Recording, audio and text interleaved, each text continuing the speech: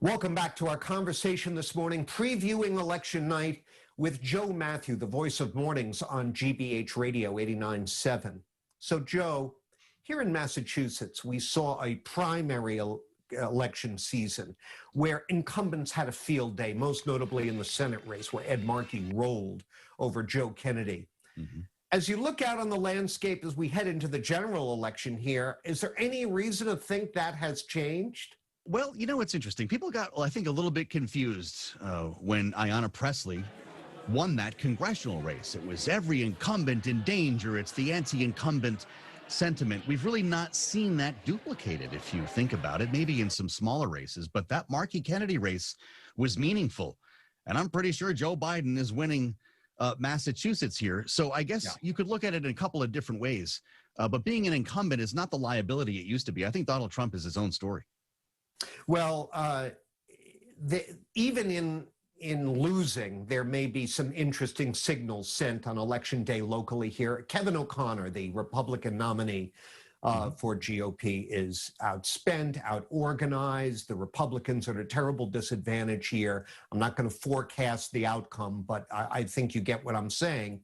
He has based his campaign on endorsements from police groups, campaigning with police, focusing on the left-wing call for defunding the police.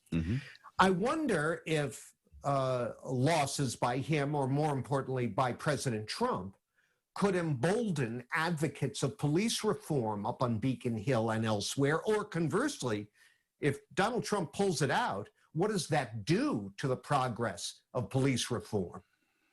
I would even extend that to say that Joe Biden, being asked about this repeatedly, making it clear that he does not want to so-called defund the police in the literal interpretation, might suggest that we're already moving away from this a little bit. John, that legislation that was on Beacon Hill it's been sitting there for months and months and months.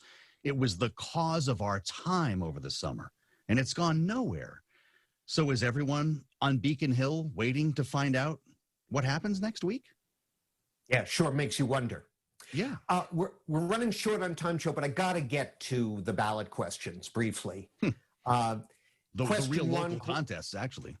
Yeah, right. Probably, arguably the biggest local contest.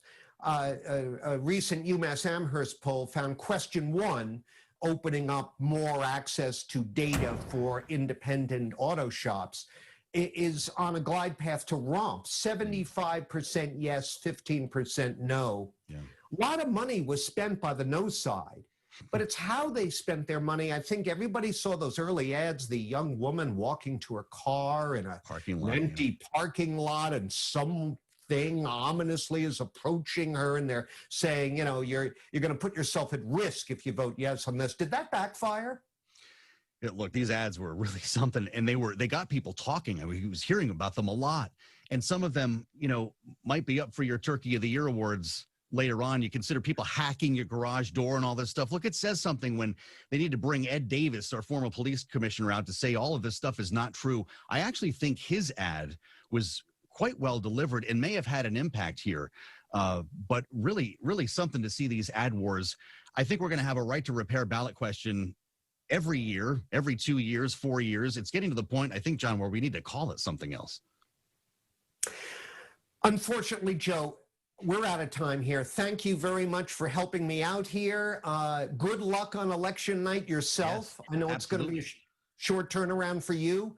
Well, we'll see what kind of an election we have and how long it takes. And I know you're going to come see me on Thursday night. We've got a cool special plan because we could be in a very different world. Yeah, we could. This is a very significant period of time, and it's really great to talk to you about it. Good luck. Thank you very much.